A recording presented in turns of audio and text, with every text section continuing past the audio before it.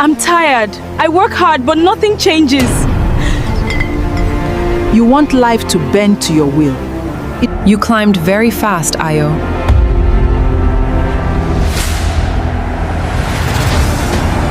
Who is this? Miss Isabella's eyes opened slowly.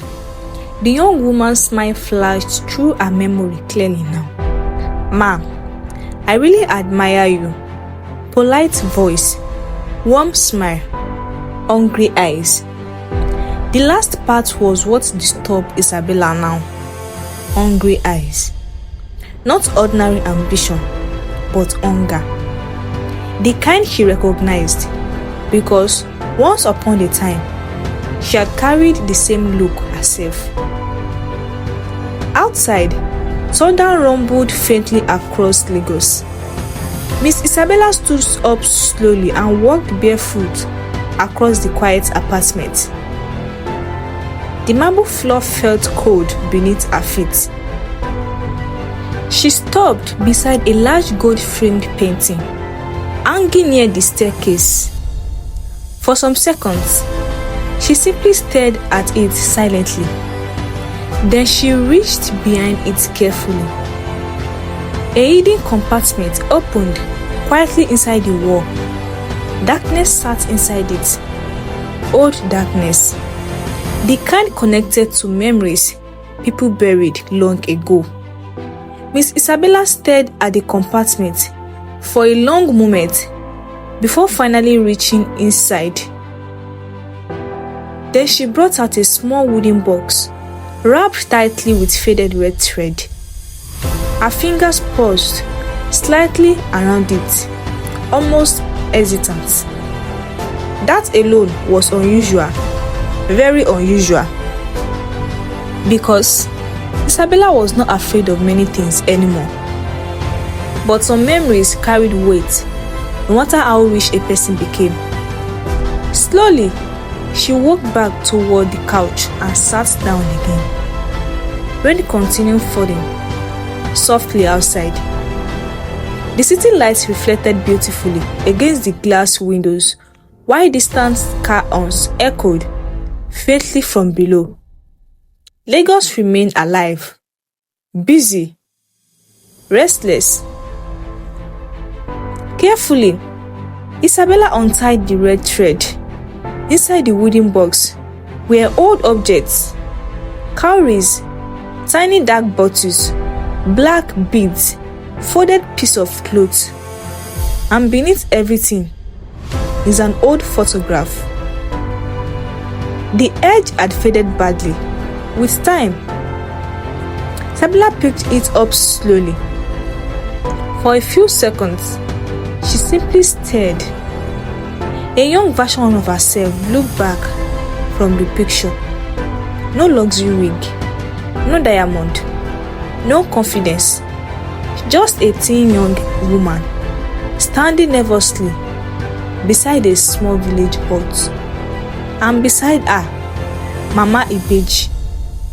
Same faded black wrapper, same sharp eyes, same unreadable expression. Miss Isabella smiled faintly, not with happiness, more like somebody remembering a wound that healed badly. You warned me too, she murmured softly. The rain outside suddenly became heavier, and with it came memories. Lagos, 20 years ago, before luxury apartments, before imported cars, before powerful connections. Back when she was simply Isabella from Benin, trying to survive. She remembered arriving in Lagos with only one traveling bag and 200 naira hidden inside her bra. She remembered the beats, the heat, the noise, and the fear. Lagos swallowed weak people quietly and quickly, very quickly. At first, she sold second-hand clothes under hot sun at Balogun Market, morning till night, shouting prices, dragging customers, begging people to buy. Men cheated her constantly. Women insulted her. Some nights, she cried quietly inside the one-room apartment she shared with 4 other girls. One room, 5 women, one small fan. It so terrible. People slept half naked on the floor. Sometimes, hunger twisted her stomach so badly she drank water just to sleep. Miss Isabella leaned back slowly against the couch. Those memories still embarrassed her somehow. Not because she was ashamed of suffering, but because she remembered the desperation inside her then. The hunger, the envy. She remembered watching wealthy women enter expensive boutiques while she stood outside sweating under sun. She remembered wondering why life favors some people naturally while others suffered endlessly. That was around the time she became close to an elder trader called Iyashade. Not really close. Nobody was truly close to Iyashade. The woman sold wrappers and old jewelry 2 stores away from Isabella's space inside Balogun Market. Sharp mouth, sharp eyes, always chewing bitter cola while insulting customers loudly. But the woman noticed everything. One afternoon, after area boys collected money from Isabella aggressively, young Isabella sat behind her store, trying not to cry. She had not sold enough to eat all day. Yeshade glanced over casually. "You dey serve her too loudly." Isabella wiped her face quickly. "I'm fine." Yeshade eased immediately. Now hungry people they always talk say they're fine. The woman continued arranging wrappers like the conversation meant nothing. But later that evening, after market closed and traders started packing goods, she called Isabella quietly. "Come." Behind the stores, generator noise boomed softly nearby, while dirty rainwater crawled through gutters. Yeshade studied Isabella's face carefully, then finally said, "You get dangerous hunger." The words unsettled Isabella immediately because they felt true. At first, Isabella thought the woman wanted to introduce her to one rich politician or sugar daddy arrangement. That happened often in the market. Poor girls disappeared into those lives every day.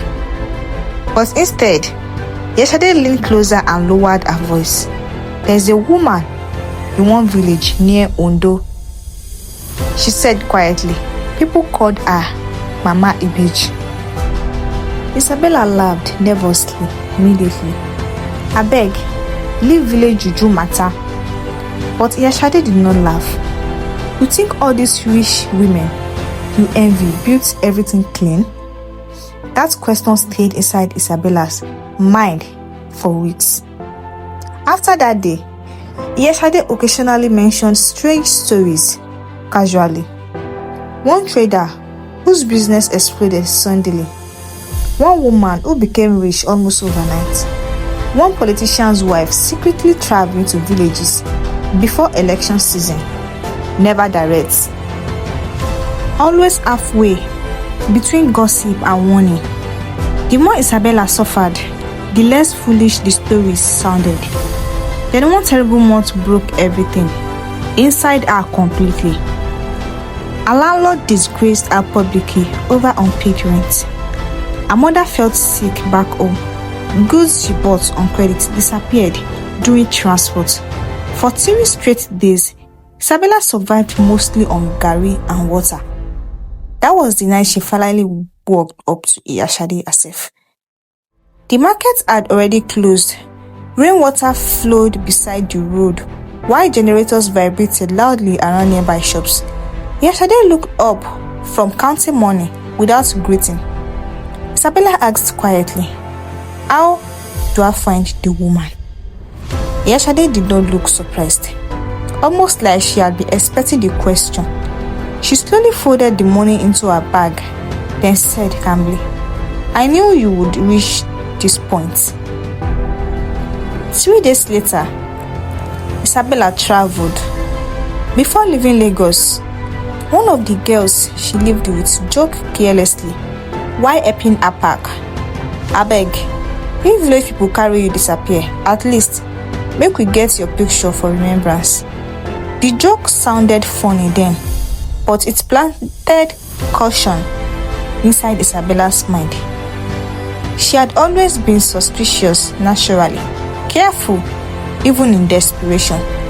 So before traveling, she borrowed a small disposable film camera from one man working at a photo studio near Balogun Market.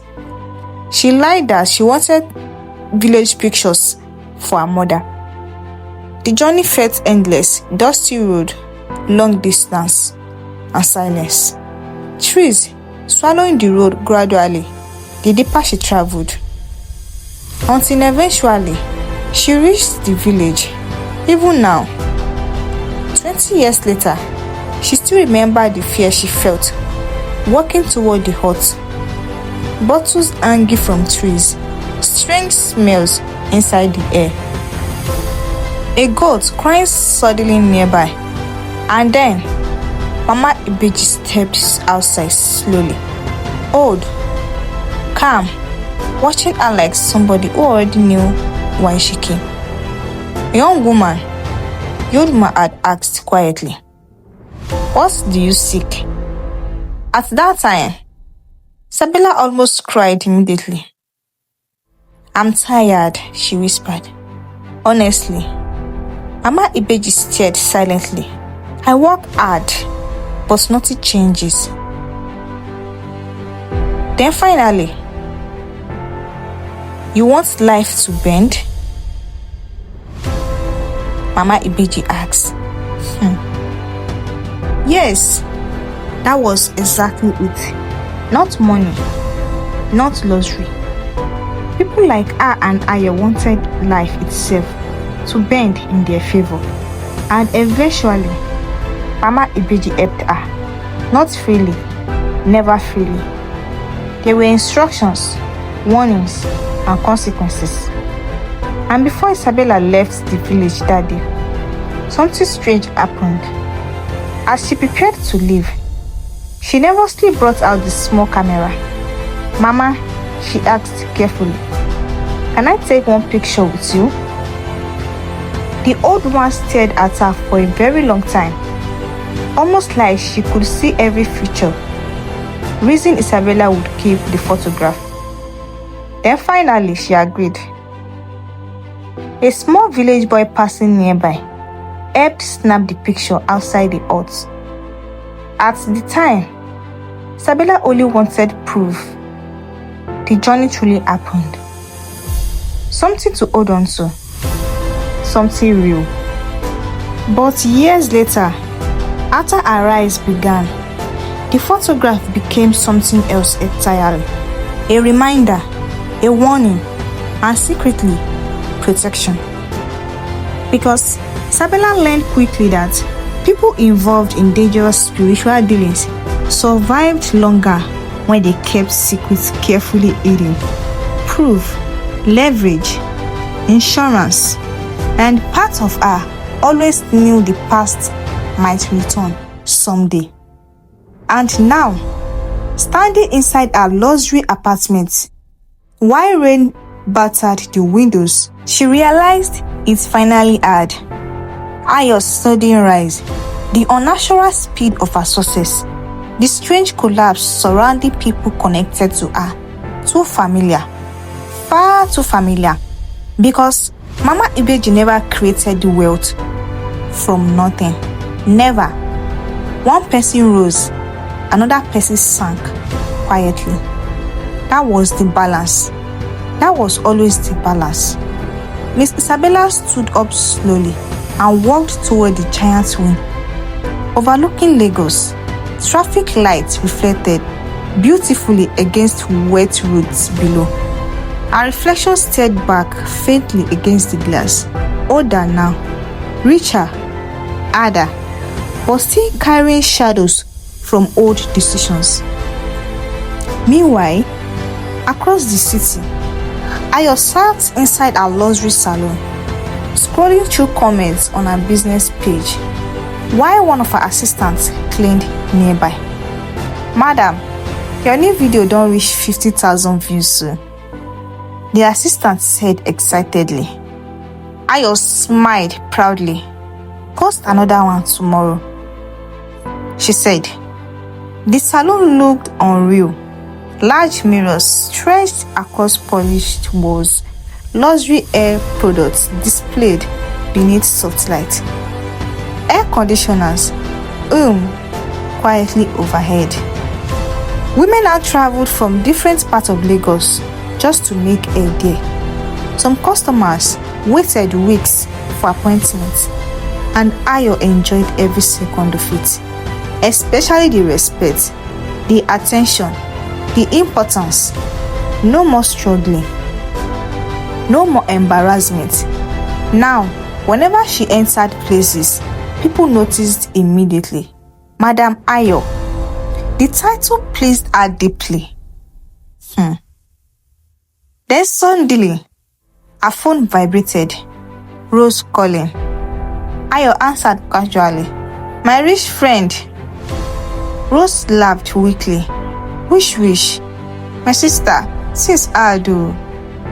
Ayo's smile faded slightly. "How markets now?" Rose sighed. Heavily. "I don't understand again now. Last year this same period, customers full everywhere." Ayo looked away quietly. "But now, everything just slow somehow." Silence entered briefly. Then Rose laughed again, trying to sound cheerful. "Anyways, forget about my problem. How is my celebrity hairstylist doing now?" Ayo forced laughter back into her voice. "I dey survive oh," they shouted. But after the call ended, guilt scratched lightly inside her chest. Recently, it happened more often, especially whenever Rose or Jennifer complained. At first, she ignored those feelings easily. Now, not as easily. Still, she buried the guilt quickly because success had changed everything. Her apartment, her clothes, her status, her future. She could not go back now. Would not go back.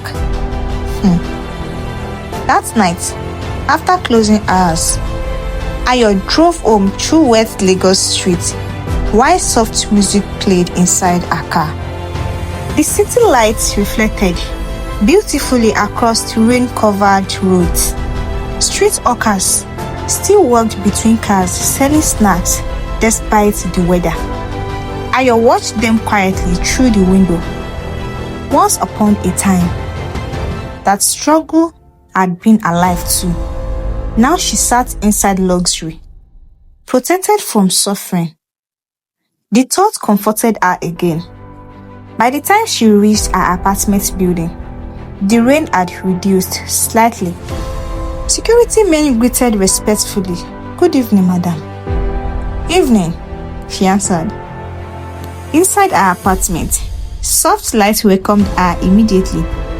Beautiful furniture, expensive decorations, large television screens, everything she once dreamed about. Ayo removed her heels slowly and walked barefoot toward the balcony, overlooking Lagos. For some seconds, she stood there silently. Then suddenly, her phone vibrated. Unknown number. Ayo frowned slightly before answering. "Hello?" Silence. Nobody talked. Then a calm female voice spoke softly. "You climbed very fast, Ayo." Ayo heartbeat slowed instantly. "Who is this?" The woman chuckled quietly. "But you forget that every ladder has the place it ends."